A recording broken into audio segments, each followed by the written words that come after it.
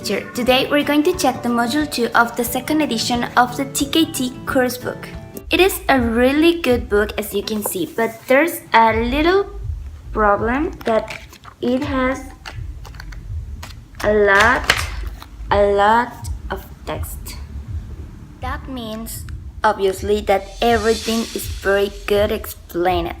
Also, the book has a lot of tables with examples and explanations that will help you to easily understand all the topics.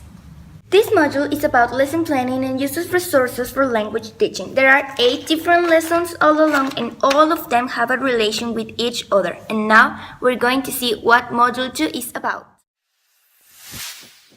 Identifying and selecting aims. Aims describe what we want learners to learn or be able to do at the end of the lesson. You need to consider what will help your students to take the next step in their learning level. There are 3 different aims. Main aim describes the most important thing we want learners to achieve at the end of the lesson. Main aim could be to reinforce the topic we have checked before or to see new language. Secondary aim shows the language students must be able to do at the end of the lesson to achieve the main aim. Last aim is the personal aim that shows what we would like to improve in our lesson or our teaching. This lesson we have to understand that aim and procedure is not the same. Aim is an objective and procedure is the steps to achieve that goal. Identifying the different components of a lesson plan. A lesson plan is a set of notes that will help us to know what we're going to teach and how we're going to teach it. To ask ourselves about these components: class profile, timetable, feed, main, subsidiary, personal aims, assumptions, interaction patterns, homework, anticipated problems, materials, procedures, time and interaction. There could be lessons in which the students finish an activity before the time planned, so I recommend you to be realistic about the timing and to prepare extra activities. Planning an individual lesson or sequence of lessons. Sequence of lessons is a number of related lessons that develop language knowledge for a period of time. It's helpful to use a different structure of the lesson plan that is called a scheme of work, so you can choose how detailed your scheme would be. It's good to have a balance between detail and space for out comments or things. Choosing assessment activities. Assessment means collecting information about learners' performance for making judgments about their learning. There are 2 types of assessment: formal assessment, tests and examinations. Formal assessment, by monitoring and observing students while they're doing activity class. You should use different assessment activities such as those texts, gap fill, rewording jumbled sentences, sentence transformation, proofreading, multiple choice questions, true-false questions, information transfer, matching, detection, etc. The most important is to vary the activity to make the class most interesting.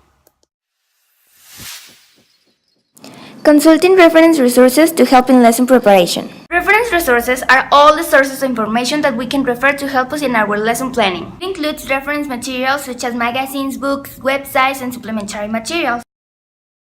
Selection and use of coursebook materials. Coursebook materials are all the materials in a coursebook package that we use in classroom. It is to present, practice language, and develop learners' skills on the language. Selection and use of supplementary materials and activities.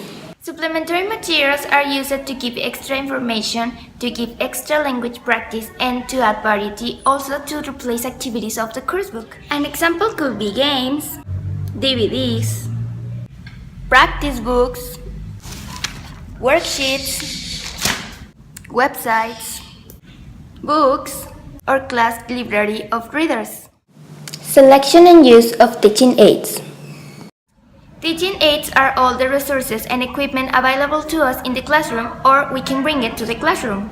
They include whiteboards, charts, computers, cats, cats not right, flashcards, puppets, and the most important is making sure that you're choosing the best one for your specific activity. Well, this is all I have for you, and I hope it could be helpful for you to understand this module and having more ideas for teaching. And remember, the most important is your students to have fun while they're learning. Now, it's time for the bloopers. Information that we can help that... Subsidiary aims are the...